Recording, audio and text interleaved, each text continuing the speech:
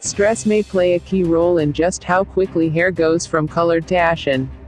Scientists have long understood some link is possible between stress and gray hair, but this new research from Harvard University in Massachusetts more deeply probes the exact mechanisms at play.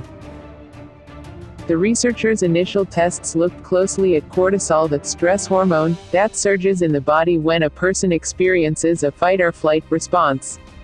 It's an important bodily function, but the long-term presence of heightened cortisol is linked to a host of negative health outcomes. But the culprit ended up being a different part of the body's fight-or-flight response, the sympathetic nervous system.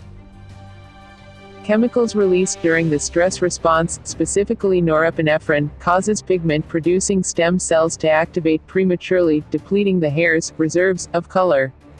The detrimental impact of stress is discovered, the professor of stem cell and regenerative biology at Harvard said in a press release. After just a few days, all of the pigment-regenerating stem cells were lost.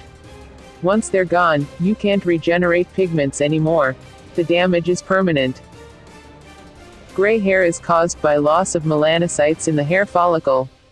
This happens as we age and, unfortunately, there is no treatment that can restore these cells and the pigment they produce. Melanin, professor of Columbia University, said that genetic factors determine when you go gray.